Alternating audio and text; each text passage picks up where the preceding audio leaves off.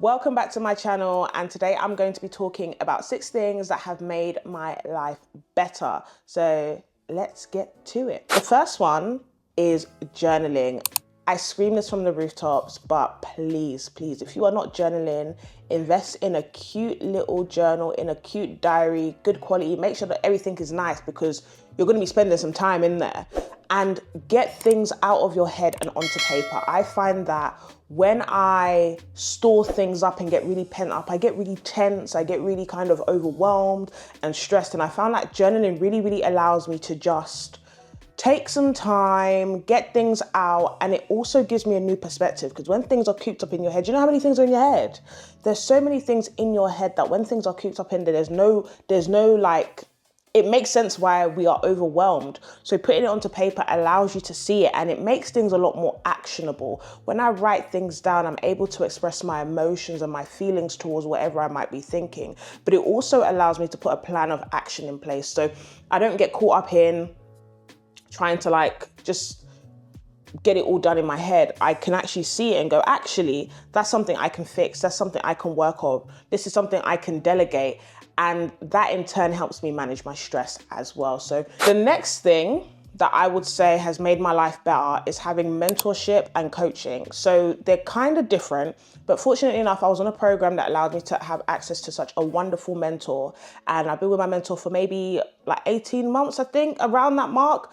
And it's been a fantastic opportunity to just sit down with someone that's been on the journey before me. And I feel like when you are trying to go in a new direction or go to a new place, it's really important that you begin to surround yourself with people that have gone ahead of you. Why is that important, you ask? Because you are going to save so much time talking to someone who's done it than trying to figure it out and tripping up and going through all the hurdles that you go through when you're going in a new direction. So one of the main things I take away from working with my mentor is that he really allowed me to understand that I have a lot of things going on just by nature of who I am. Like at the time, I think I was coaching, I was going to uni, I was competing, I had all these different things going on. And he really helped me to identify what it is I need to prioritize and what it is I need to put my energy in at that moment in time. And I think that I really welcome that experience, because some people will speak to me like, oh, just cut this out. But he was like, no, these things are cool, but this is what you do right now. This is what you do later. This is how we address this. And honestly, it has put me on quite a fast track to what I want to do and what I want to achieve. And it's given me a lot of clarity as well. So mentorship's definitely important. Coaching, I actually love my coach. She's absolutely amazing.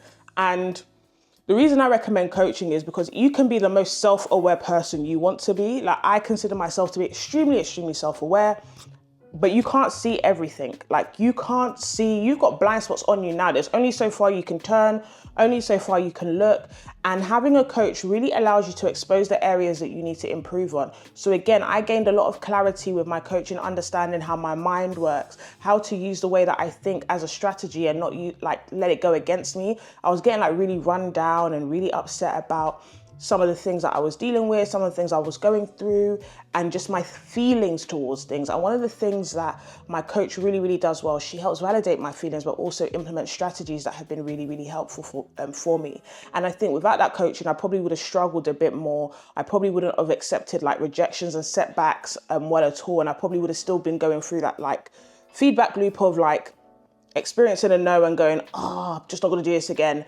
But rather, she's really taught me how to overcome and just to use my skills to my advantage, and also develop in the areas where I need improvement. And I love the fact that she's honest, she creates a safe space, and is quite gracious and teaches me how to be really gracious towards myself as well. So coaching has been, coaching and mentorship, I'm telling you, has been a game changer. And I believe we are going to see the fruits of all of that really soon. So that's really exciting. The next one is the gym. You all know, I do not like the gym. So with a straight face, I don't like the gym. And it's different to weightlifting. Jump up gym and weightlifting, two different things, like fitness. I realized a couple of years ago, someone actually said to me, you don't understand how people can do weightlifting for fun. And the answer is, I don't. I've always been someone that when I'm doing something, there's been a goal or an objective attached to it. So I've never really fostered the idea of like, I'm just going to do this because it's fun. And even if I did, it wouldn't have been going to the gym. But I have been going to the gym for almost 9 weeks now. I think 9-10 weeks, between 9 and 10 weeks. And yes, my priority is to get healthier. My priority is to get fitter. My priority is to lose weight. And I've obviously got some aesthetic goals as well. Now, let me tell you, the aesthetic goals have not arrived, to my surprise. However, the psychological benefit that I'm getting from going to the gym, A1. Like, I cannot complain about the person that I'm becoming in the gym. And sometimes it's a little bit disheartening when I'm just like, oh, okay, so we just not gonna look like we go to the gym as often as I do. Like, at this point, I'm going to the Gen Pop gym more than I was when I was weightlifting. And that's at some of the peaks of my career as well. And back to the original point, I am now pushing through reps. I am now trying new equipment, trying new lifts, doing new things. This week and last week, I was conquering the Stairmaster. Like, I'm doing new stuff. And if it's that I thought that I was only getting that benefit in the gym, I'd be mistaken. And I would almost be like disingenuous, but I'm seeing it in the way that I do things. I'm more resilient in competing tasks that are uncomfortable. I'm more driven to doing things. And now I've created a structure for myself. So generally I'll go in the morning. If I'm unable to go in the morning, I'll go in the afternoon or evening. But I'm creating a structure and a routine and that discipline. And I'm just like, I'm now at the point, I can safely say I'm now at the point where this is no longer about motivation. This is really, really about discipline. And that kind of drill down of discipline that I'm getting from going to the gym, I'm seeing it appear in other areas of my life where I'm cultivating a discipline to get this done. And I'm seeing the fruits of it. So the gym, thing I'm gonna say has made my life better is experiences. So a couple of months ago, I was really, really kind of down and out because I was just like, I'm just in my house all the day. I used to work from home. I didn't have to leave my house. And I've seen that for long periods of time, I was staying cooped up at home. And that's not good for your mental health. It definitely wasn't good for mine. And I made the decision that, you know what, I'm actually going to make myself available to different social activities. And I'm also going to take up the opportunities to just leave my house, go out and experience new things. So that is why you constantly see me at these like open jam events, open mic events, just different social events that I am now almost forcing myself to go into because naturally I'm quite introverted. I like to stay at home, but I'm understanding the importance of social interaction, working with people, enjoying things with people, experiencing things with people. And I'm really, really valuing that social piece there. I don't believe we're creatures that are supposed to be alone. I do believe that we are supposed to be interacting with one another. And it has made my life so much better. From the open jam nights, it has improved my skill of singing and my understanding of music.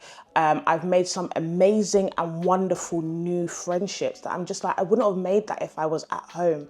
And I'm seeing different perspectives. I'm seeing my new friends and people just excelling in their respective arts and careers. And those experiences have honestly made my life better. And as you can see, it's actually made me happier. So I encourage all of my fellow introverts or my fellow homebodies, leave in the house.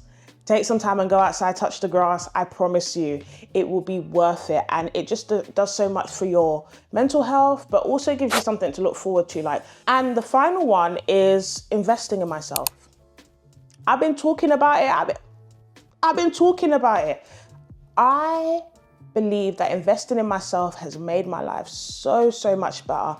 And that's not like, some big art. It's just like taking time to listen to podcasts that are educational, taking time to read things, taking time to learn new things, taking time to ask questions, taking time to make myself a student has been really, really important, and just investing in myself. I feel like I've taken some time to care more about my appearance, the way that I look, the way that I dress, being more expressive and authentic to who I am and myself. Taking time to really understand from those conversations of my gaps and areas that I need to improve on, taking time to sit down and just get it together. And there is no better investment than yourself. And I promise you, once you start to take time to personally develop, personally improve, and just embark on that journey, you're going to find that things are going to start making a lot more sense, and you're going to feel more confident, more driven, more ambitious in achieving the goals that you set for yourself. And when you begin to invest in yourself by way of reading, by way of learning, by way of speaking to people, going to networking events, all those different things there, you're going to find that the dreams that you may have felt were impossible are not impossible. It's all about what you know, who you know, and access to information. So investing in myself has been absolutely game changing.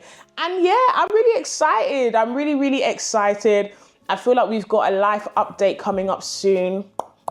As always, if you have made it all the way here, all the way to the end, all the way to the final piece, drop me a brown heart in the comments to let me know you made it. Thank you to everyone that's been dropping brown hearts. It's so beautiful to see that you made it all the way to the end of the video.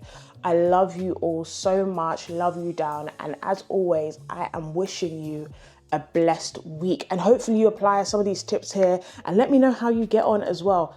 Like, comment, share, subscribe, tell a friend, and yeah, follow me on TikTok, follow me on Instagram, follow me on whatever platforms you find me on, and I will see you again next week. Bye.